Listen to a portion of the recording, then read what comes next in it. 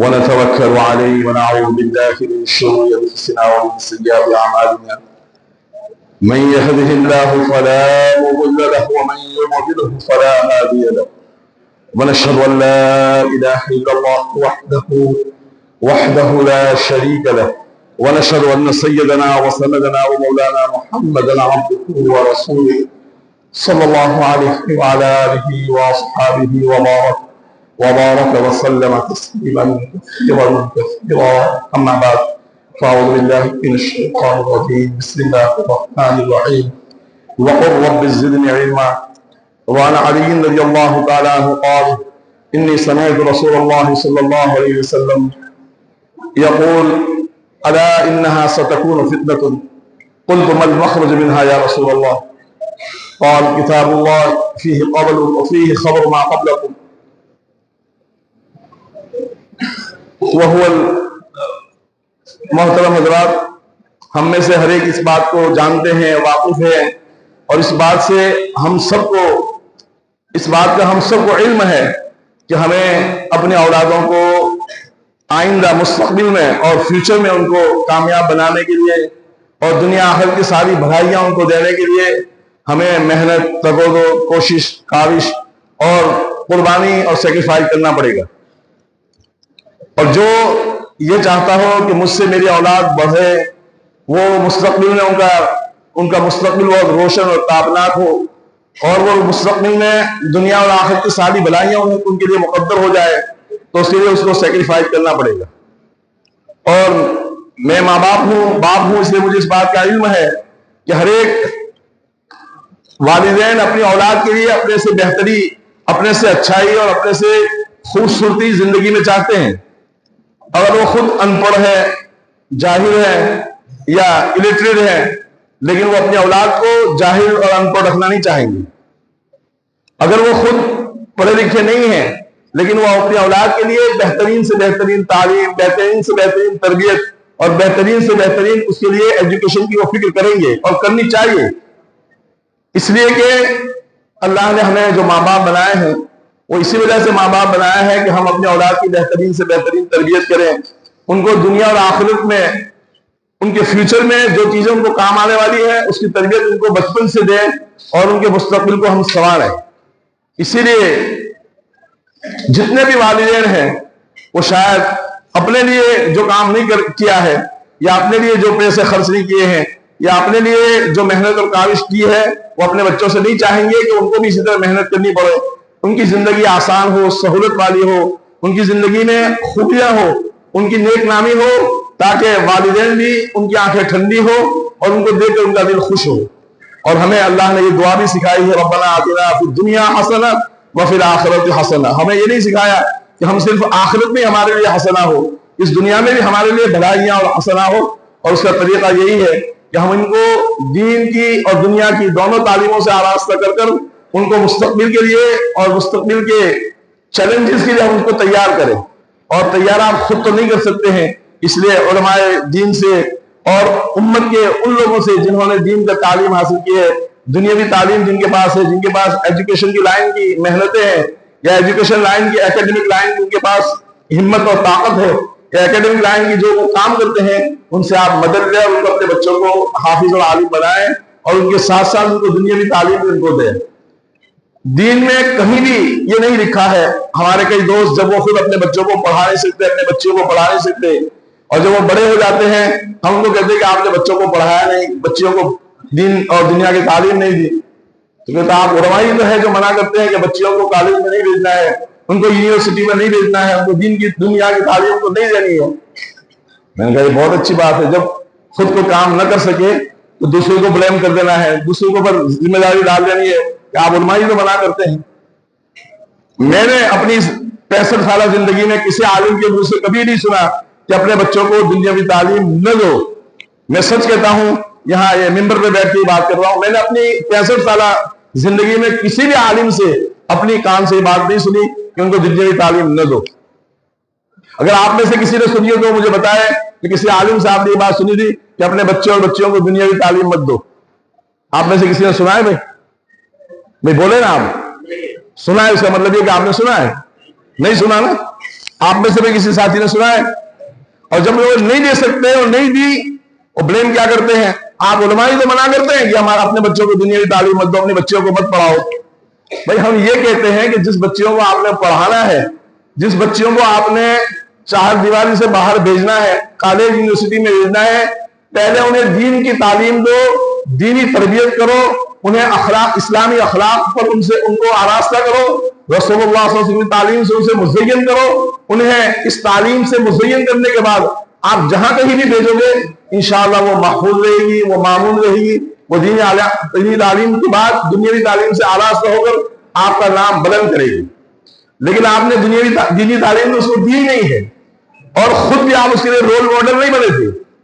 آپ صبح اٹھتے تھے تو آپ کو نمازوں کا کوئی اہتمام نہیں، آپ کی زبان اتنی گندی کہ گھر میں جب بات کرتے تھے تو آپ کی زبان سے ماشاءاللہ جو ہے وہ گالیاں نکلتی ہے، اور جب آپ گھر میں کوئی بات کرتے ہیں تو غصے کے علاوہ، اپنی زور زبردستی کے علاوہ کوئی پیار محبت کی، کوئی اخلاق کی، کوئی ان سے کسی بات پر دلائل کی بنیاد پر انہیں سمجھانے کی آپ کے پاس کوئی صلاحیت نہیں۔ اب آپ نے کوئی تربیت نہیں کی، تعلیم نہیں دی، ان کو ایجوکیشن کی لائن کی کوئی محنت نہیں کی، پھر آپ جب باہر بھیج دیا تو جو کوئی اسے محبت دے گا، جو کوئی اسے اپنے جال میں پھنسائے گا، جو کوئی اسے جو بات سمجھائے گا وہ سمجھ جائے گی اور وہ اس کے ساتھ ہو جائے گی۔ اس لیے ضرورت اس بات کی ہے کہ ہم اپنے بچوں کو محبت سے، تعلق سے اور اپنائیت سے ان کو اپنی ساری باتیں جو فیوچر میں اس کو کام آنے والی ہے، جو فیوچر کی اس کی ضرورتیں ہیں یا فیوچر کی جو چیلنجز ہیں اس کے بارے میں آپ کھل کے اس سے بات کریں۔ وہ یہ زمانہ چلا گیا کہ جب باپ کہہ دے بیٹے کو کہ بیٹا نماز پڑھ کے آؤ، اس زمانے میں بیٹا کہے گا اچھا نماز میرے لیے صرف ہے یا آپ کے لیے بھی ہے؟ عشاء کی نماز صرف مجھے ہی پڑھنی ہے، آپ کو بھی پڑھنی ہے؟ تو بیٹا بھی وہ آپ سے 4 قدم آگے ہوگا، وہ کہے گا جب آپ اس کو بھیج دیں گے تو وہ باہر جا کے دوستوں سے باتیں کر کے آدھے گھنٹے کے بعد واپس آئے گا۔ آپ اسے نماز پڑھ گیا بیٹا؟ ہاں میں دوستوں کے ساتھ باتیں کر کے آ گیا۔ کس نے نماز پڑھائی؟ امام صاحب نے پڑھائی۔ جب آپ نے خود نہیں پڑھی ہے تو آپ کیسے اس کے ساتھ دلیل کر سکتے؟ آپ کو بھی رول ماڈل بننا پڑے گا، اور اپنے بچوں کی اصلاح کے لیے، اپنے بچوں کو اچھا بنانے کے لیے خود بھی اچھا بننا پڑے گا۔ اور آپ کی بچی یہ کہے کہ مجھے میرے باپ جیسا خاوند چاہیے، مجھے میرے باپ جیسا ہسبینڈ چاہیے، میرے باپ جیسا مجھے شوہر چاہیے، جب ہم کہیں گے کہ آپ کا کمال ہے کہ آپ نے گھر میں وہ ماحول کریٹ کیا ہے، وہ انوائرمنٹ آپ نے بچوں کو پیش کی ہے جس کی وجہ سے بچے کل یہ کہیں کہ ہم والد صاحب میرے لیے نمونہ ہے۔ اس لیے سب سے پہلے ہمیں اپنی اصلاح کی ضرورت ہے، اپنے آپ کو بنانے کی ضرورت ہے۔ ابھی بات لمبی نہیں کرنی، مجھے بھی بھوک لگی ہے، اگرچہ 4 دفعہ کھانا کھا چکا ہوں لیکن پھر بھی کھانا کھائیں گے۔ آپ لوگ بھی کھانا کھائیں گے بھائی انشاءاللہ؟ صرف کھانے کی اجازت ہے، جیب میں لے جانے کی اجازت نہیں ہے بھائی۔ بات سمجھ رہے ہیں؟ نہیں سمجھ رہے؟ کھانے کی اجازت ہے، جیب میں یا گھر والی کے لیے لے جانے کی اجازت نہیں ہے۔ خیر، اس وقت ہمیں اس بات کی بہت ضرورت ہے کہ ہم بچوں کے باپ تو ہے ہی، ہم بچوں کے دوست بنیں اور بچوں کے ساتھ ہر معاملے کو نیگوشیٹ کریں، اس کے ساتھ ہر معاملے کے اس کے ساتھ مشورہ کریں، ہر معاملے میں اس کے ساتھ ایکسپلینیشن، اور ان کو ہر معاملے کی اونچ نیچ، ہر معاملے کی اندر کی باتیں، ہر معاملے کا نفع نقصان اور ہر چیز کی اچھائی برائی ان کے سامنے کھل کر اور دلائل کی بنیاد پر ان سے بات کریں۔ یہ نہیں کہ میں باپ ہوں جو کہہ رہا ہوں وہ سن لو۔ ایک زمانہ تھا جس میں باپ کہتا تھا بچہ سن لیتا تھا، یہ زمانہ ختم ہو گیا ابھی۔ بچے کو آپ جو بات کہیں گے وہ آپ کو الٹا جواب دے گا، اور اس کا جواب دینا صحیح ہے اس لیے کہ آپ غلط ہیں۔ اس لیے ضرورت اس بات کی ہے کہ ہم بچوں سے ہر مسئلے میں ان کی تعلیم کے لیے، تربیت کے لیے، ان کے فیوچر کے لیے، ان کے مستقبل کے لیے ہر چیز کی محبت کے ساتھ، اخلاق کے ساتھ، تعلق کے ساتھ، ہمدردی اور خیر خواہی کے ساتھ اس میں ان چیزوں کے ان کے ساتھ بات چیت کریں اور ان باتوں کو محبت سے لیں۔ اور اگر ان کی کوئی بات، ان کے پاس کوئی سوال ہے، ان کے پاس کوئی کوشچن ہے، ان کو کوئی پریشانی ہے، وہ جس چیز سے وہ گزر رہے ہیں اس چیز میں آپ سے وہ رہنمائی چاہتے ہیں، اگر آپ رہنمائی دے سکتے ہیں، دیں، نہ دے سکتے ہیں، آپ کے پاس علماء کرام کی پروفیشنل جماعت ہے جن کے پاس ایکسپیرینس ہے، لائف کا ایکسپیرینس ہے اور کاموں کا ایکسپیرینس ہے، آپ ان سے مشورہ لے سکتے ہیں۔ اب آپ ان کے پاس لے جا کر ان سے صحیح مشورہ دے سکتے ہیں۔ تو خیر بات لمبی ہو رہی ہے، مسئلہ صرف اتنا ہے کہ ہم جو اپنے بچوں کو دین کے ساتھ وابستہ رکھنا چاہتے ہیں ان کے لیے لازمی ہے کہ اپنے بچوں کو دنیا کی ساری تعلیم سے پہلے ان کو دینی تعلیم دیں، اور دینی تعلیم کے بعد ان کو دنیا کی بہترین سے بہترین، میں تو یہ کہتا ہوں کہ دنیا کی بہترین سے بہترین تعلیم مسلمانوں کے پاس ہونی چاہیے، مسلمانوں کو دینی چاہیے۔ اور اپنے بچوں کو اس کے بعد ماسٹر پی ایچ ڈی اور اس سے بھی جتنی آگے ڈگریاں ہیں وہ ساری ڈگریاں ان کو دیں. اور میں اس کا قائل ہوں اور میں اس کو آپ کو دعوت دیتا ہوں, یہ ہونا چاہیے.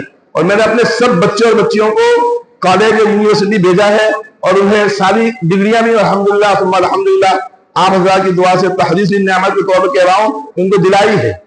میری وائف یہیں سے گئی ہوئی تھی تو مجھے کہتی تھی کہ آپ بچی کو عالم ہو کر یونیورسٹی بھیج رہے ہیں. تو میں نے کہا کہ کیوں؟ کہتے یونیورسٹی کا ماحول آپ کو پتا نہیں ہے.